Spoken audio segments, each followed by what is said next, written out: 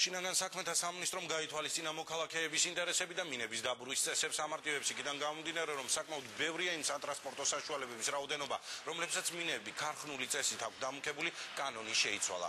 მანქანის მინების შეცვლა გარკვეულ ფინანსურ დანახარჯებთან იყო დაკავშირებული, ამიტომ შემოღებულია ახალი სტანდარტები. ჩემი კოლეგა დავით ქაშიაშვილი გაეცნო ახალი კანონის დეტალებს, იგი პირდაპირ ეთერში გვერდება. დავით, რამდენი პროცენტითაა დაშვებული ავტომობილების შუშების დამუქება ახალი ცვლილების მიხედვით? ირაკლი, ახალი ცვლილების მიხედვით, როგორც უკვე ახსენე, შინაგან საქმეთა სამინისტრომ გაითვალისწინა მოქალაქეების აზრი იმასთან დაკავშირებით, რომ ქარხნული წესით დაბურული საქარე მინებით ავტომანქანები საკმაოდ ბევრ ადამიანს ყავს საქართველოში და მინების დაბურვის პროცენტის შეცვლა საკმაო ხარჯებთან არის დაკავშირებული. სწორედ ამიტომ შინაგან საქმეთა სამინისტრომ ახალი სტანდარტები დააწესა.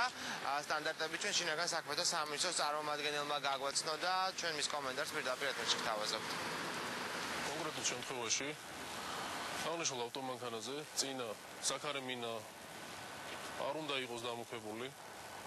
გვერდითა მინა შეიძლება დამუქდეს 40%-ით. უკანა გვერდითა მინა შეიძლება დამუქდეს 75%-ით. ხოლო უკანა საქარე მინის დამუქება შესაძლებელია მძღოლის და ავტომობილის სურვილის და შეხედულების მიხედვით. ანუ ამ შემთხვევაში არანაირი შეზღუდვა დაწესებული არ არის კანონმდებლობით. ან ეს გამონაკლისები, ანუ ჯიპების შემთხვევაში გვაქვს მესამე რიგის გვერდითა მინები. აღნიშნულ შემთხვევაში, როგორც უკანა საქარე მინის, ასევე გვერდითა უკანა მინის, მესამე რიგის მინის დაბურვა შესაძლებელია მძღოლის სურვილის მიხედვით.